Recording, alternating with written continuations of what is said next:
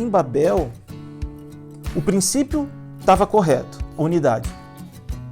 Porém, quando a motivação está errada, irmãos, é o próprio Senhor que vem contra.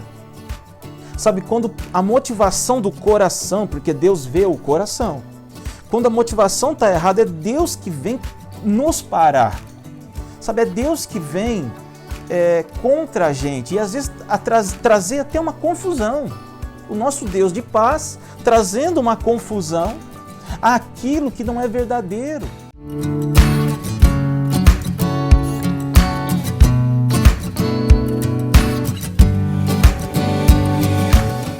Se você tiver com a sua Bíblia aí, gostaria de convidar você a abrir num texto bastante conhecido, em Gênesis capítulo 11, Gênesis 11, de 1 a 9, que diz assim: Ora, em toda a terra havia apenas uma linguagem e uma só maneira de falar. Sucedeu que, partindo eles do Oriente, deram com uma planície na terra de Sinar e habitaram ali.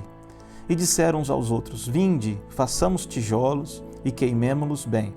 Os tijolos serviram-lhe de pedra e o betume de argamassa. Disseram: Vinde, edifiquemos para nós uma cidade e uma torre, cujo topo chegue até os céus, e tornemos célebre o nosso nome, para que não sejamos espalhados por toda a terra.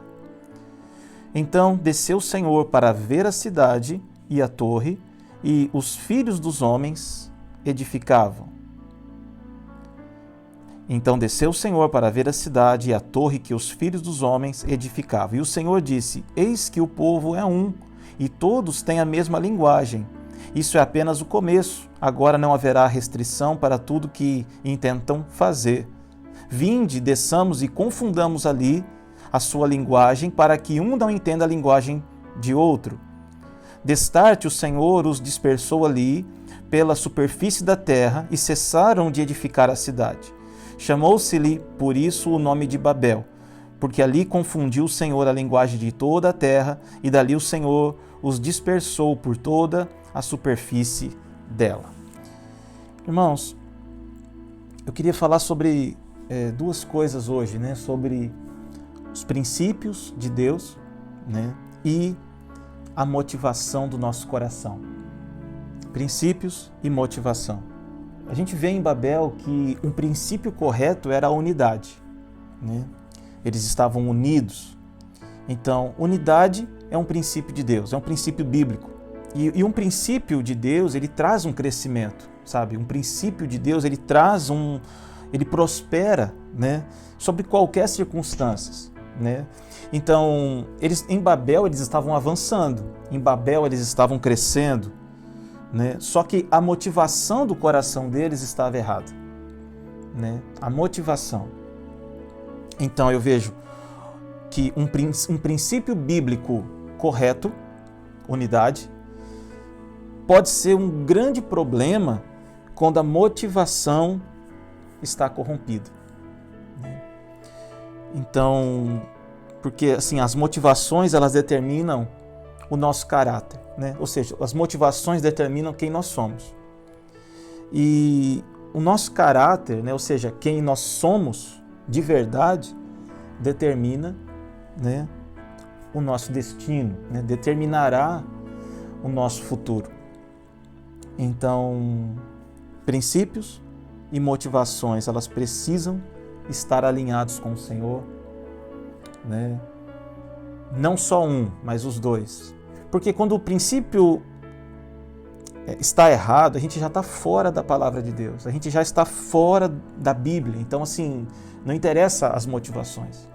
E a gente vai ver, irmãos, que em Babel o princípio estava correto, unidade. Porém, quando a motivação está errada, irmãos, é o próprio Senhor que vem contra. Sabe, quando a motivação do coração, porque Deus vê o coração, quando a motivação está errada, é Deus que vem nos parar. Sabe, é Deus que vem contra a gente e às vezes trazer até uma confusão.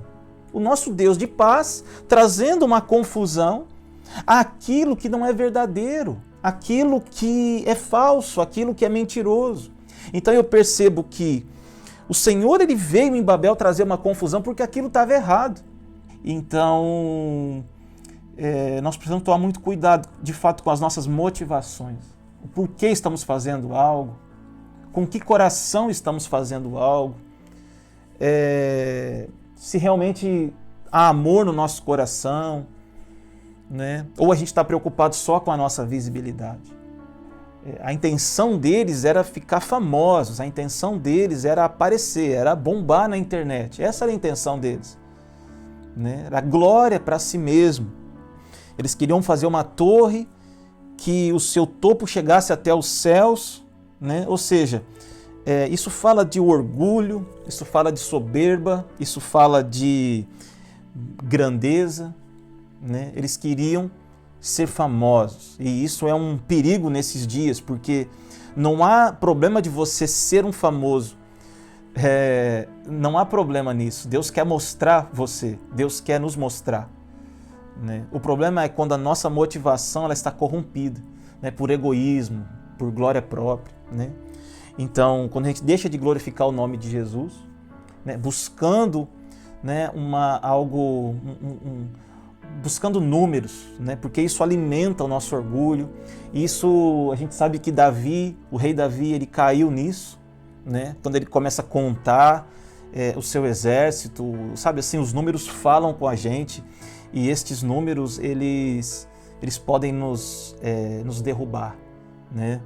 O orgulho, sobe um orgulho, sobe uma soberba, né? sobe muitas vezes no nosso coração uma tentação, né, de olharmos para os resultados, né, e nos embriagarmos com isso, a tentação de nos embriagarmos com isso. Outra coisa que eles falavam, né, façamos célebres os nossos nomes, né, ou seja, a gente percebe aqui, né, uma idolatria da reputação pessoal, né. E o último ponto, né, desse texto, ele fala assim, para que não sejamos espalhados por toda a terra, né?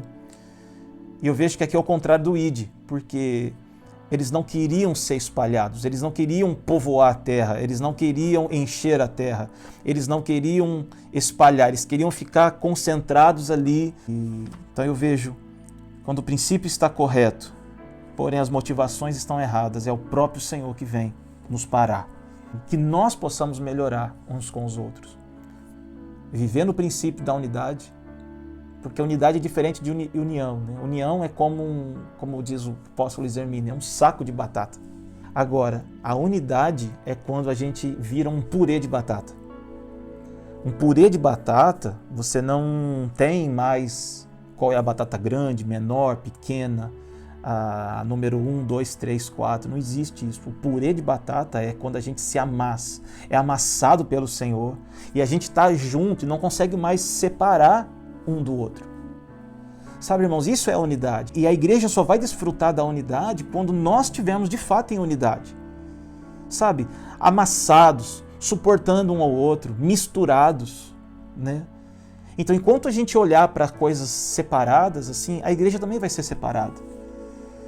Então, nós devemos honrar uns aos outros, para que também a igreja possa nos honrar. A gente não deve exigir honra de ninguém, nunca. Nunca exija a honra de ninguém, né? Nunca devemos nos elogiar, que as pessoas venham nos elogiar, que venha um reconhecimento de fora, sabe? Não fazer para ser visto, não fazer para mostrar, mas fazer por amor.